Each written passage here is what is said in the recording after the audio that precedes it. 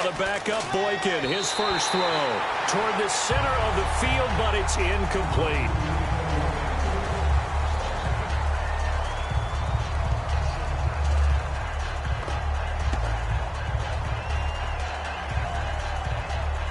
And on 2nd and 10 now.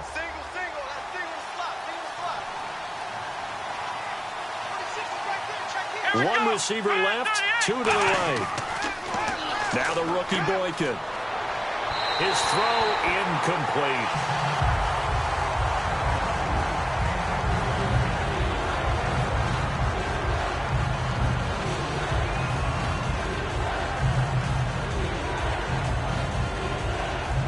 Defense has set themselves up nicely. 3rd and 10 now.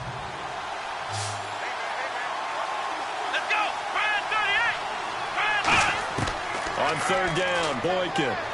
He's got time. The left side caught by Diggs. It'll be a gain of 8, but it'll also lead to a 4th down.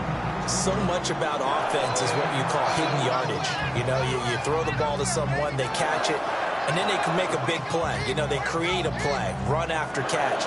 They did a really nice job there of limiting that and keeping him from a 1st down. Yeah, stopped him in his tracks.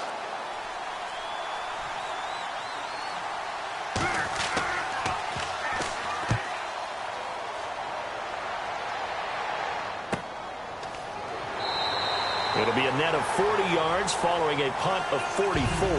And it'll be Packer football here. 1st down and 10. The Green Bay offense now about ready to take possession here. Last time they were out, they scored. Still trailing here, though, so some work to do. But it's okay in terms of mindset. Because they scored the last time, they're not quite as worried about being down on the scoreboard because now their confidence is a little bit higher. They feel like they got something going, and they feel like they can attack again and put more points on the board. Are you scoreboard watching if you're the offense, or are you just focused on this drive? We wouldn't be telling the truth if we said that they didn't scoreboard watch. Everyone does it to some extent. But you've got to set it aside right now and just focus on this series. That'll take care of the scoreboard if they punch it into the end zone. 2nd down now after the incompletion.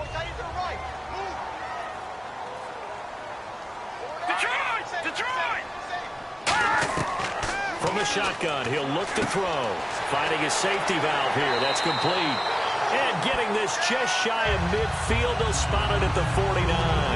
Good route, good pickup for 1st down yardage, and that is a tough one to cover. The angle route, because a running back getting out of the backfield, if you're trying to cover that, especially if you're in the linebacker spot and you're seeing this play develop, he heads out towards the flat first, and that often gets you to overcommit running in that direction. Then he cuts back up inside you into the middle of the field. That's what we just saw there for a nice pickup. He's going to float this one deep right side. Into double coverage, and it's intercepted. Darius Slay with a pick. And a big turnover there as his guys will get the football back.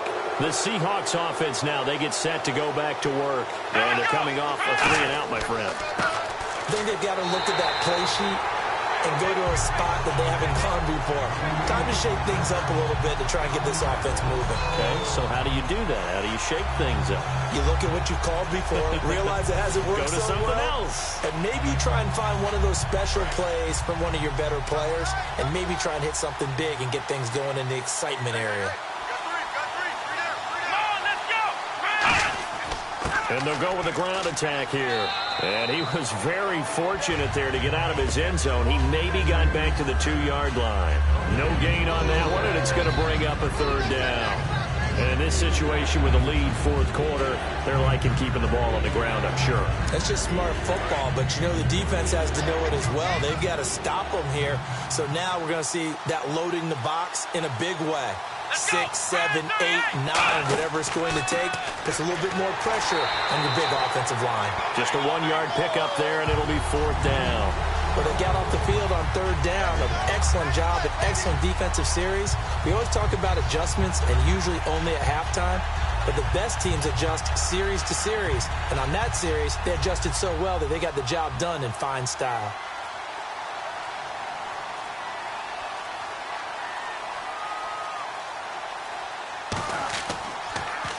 And he's able to get it out quickly, and this is not a bad kick here. And taken at the 46. Nice job bringing that one back. 14 on the return. And the Packers will have a short field to work with here as they take over 1st and 10. The Packers offense now, they get ready to head back on the field. And following the interception, we'll see what they can put together on this drive. I can hear my old college coach right now. He always used to tell us before every game, the team making the fewest mistakes will win. What they're hoping is that last mistake is their only one of the game. Coaches, that's all they talk about, turnovers, right? Minimizing those and maximizing opportunities. He's going to flip one out here to his running back. And he'll go out of bounds after taking it a little further down inside the 40. So many times you hear today's NFL described as a space game. Get your best players into space with the football in their hands. That's why sometimes you just swing it out to your runner, get him out in the flat, and let him have a chance to make people miss an open field.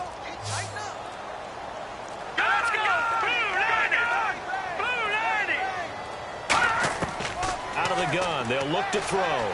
He's got time in the pocket. Throwing for his running back, and he's got him complete.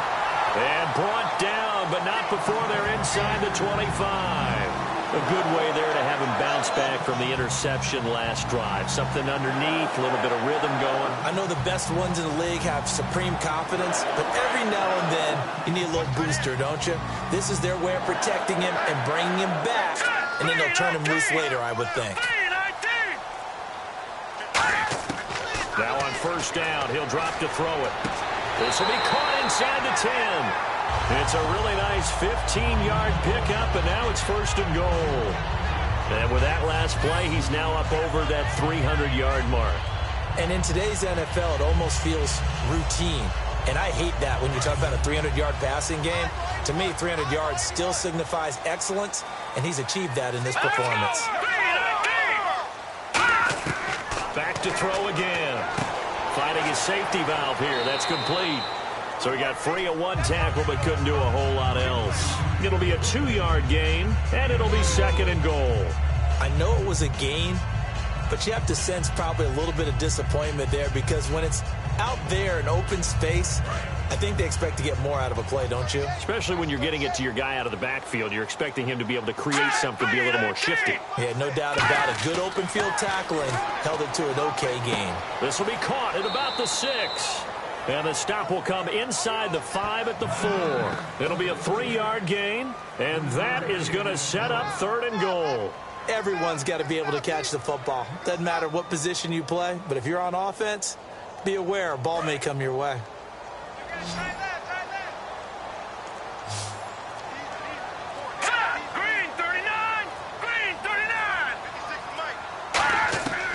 They'll look to throw on 3rd and goal.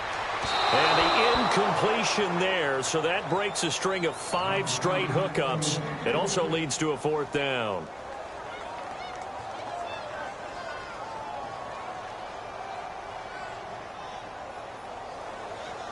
So the field goal unit is on the field as this is a big spot right here. This for a 4th quarter lead.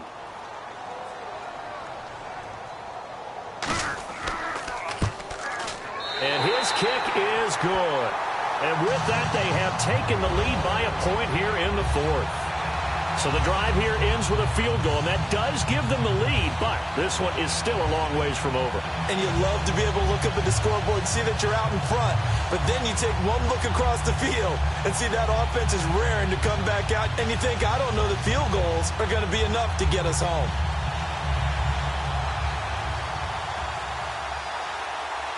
The kickoff team on the field now as they will send this one away. This fielded at the 2.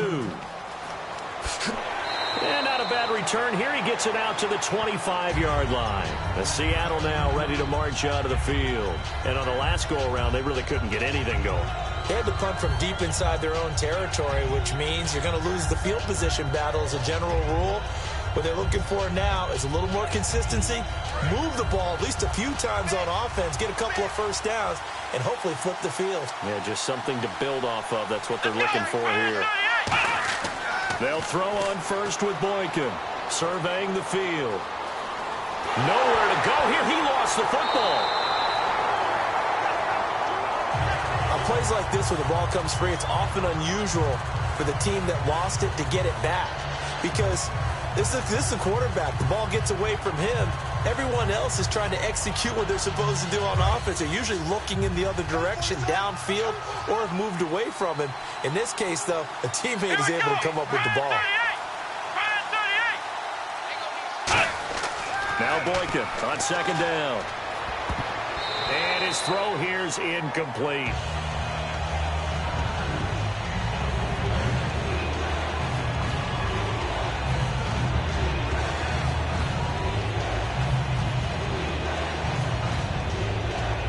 Around 2 minutes to go, and if the D can hold them, that'll end this one. We always think about the offense attacking. In this case, I'm looking for the defense to do the same. Third and long for Boykin. He's going to flip one out here to his running back. And down he'll go at the 25.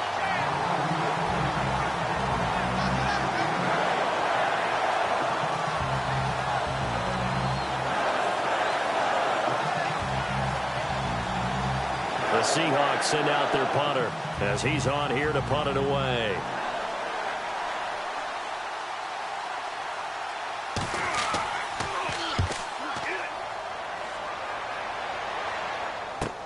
This is fielded at the 27. A 46-yard punt, 4-yard return. And out will come the offense as they take over. And Green Bay getting ready to go as they take the field. This remains a one-point game. The defense did their job. Now the offense here late, they just need to kind of hold on, seal this victory. And the defense did it so well, didn't they? Didn't allow any points and got the ball back for their offense in order to close out this game. What a great feeling for both sides of the ball. It'll be a better feeling if the offense can just seal this thing. We'll see if they can do it. You trying to say the defense doesn't want to go back out there again? That's correct. Okay. 7 yards on the pickup there, and it'll leave them with a 2nd and 3. And now the Seahawks are going to take a timeout here on defense. It's just their first. They've got 2 more to use here in the final stages.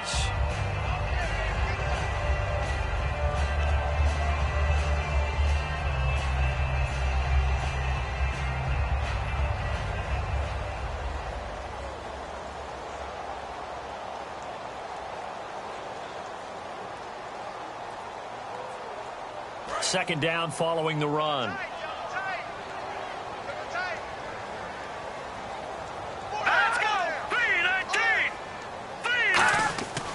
They'll give it to him right up the gut. And this carry not as productive. He's swallowed up at the line of scrimmage. And now the Seahawks are going to call another timeout. That'll leave them with just 1 remaining in this 4th quarter of play.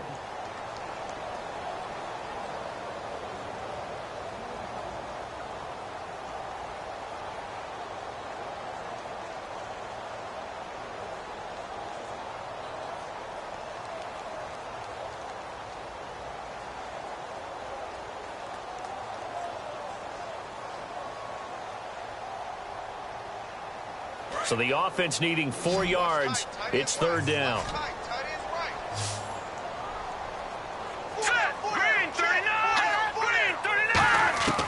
Now a shotgun snap as they'll look to throw. And he's got it. Got his man on the end route. Complete. Now hang on here. Timeout called by the defense. It'll be their 3rd and final timeout. So as they talk things over, we'll step aside.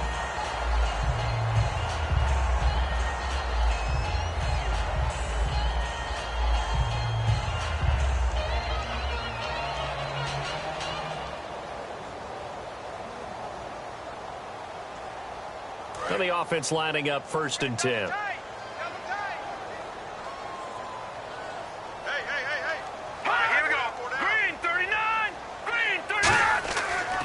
And he'll give it here to his running back. Room here to run. It's a 7-yard carry to set them up with a 2nd and 3. I know that every now and then we get in those meetings with coaches, and you almost want to roll your eyes when they talk about staying on schedule when they're moving the football. But would you say a 7-yard run is ahead of schedule? 4th quarter with a lead, you love that, don't you? No doubt about it, because staying on schedule is trying to get 4 downs on 1st down. They did that, plus 3. And to give this time to the tailback. And he'll be brought down at the 45-yard line. 5 yards is the pickup there as that extends this drive. So many teams want to throw the ball in this situation nowadays, but I love watching a team that has enough confidence to go ahead and run the football in that situation. That's almost a tendency breaker.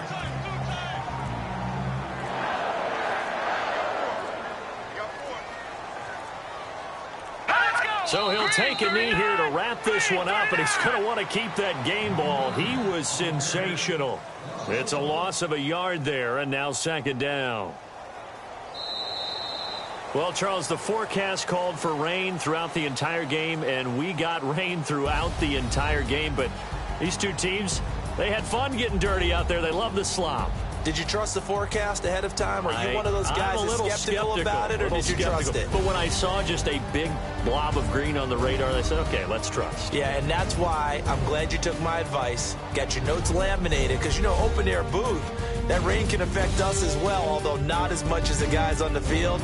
But let's face it, it's kind of fun to watch these types of games, isn't it? It is. By the way, how impressive is it that you travel with a laminator? I didn't even know there was a portable laminator. The things that you learn. Golly, wise beyond his years. So that'll do it. For my partner, Charles Davis, and the best darn crew in the industry, I'm Brandon Gaudin. This has been a presentation of the NFL on EA Sports. The Packers are winners here as we say so long from Lambeau.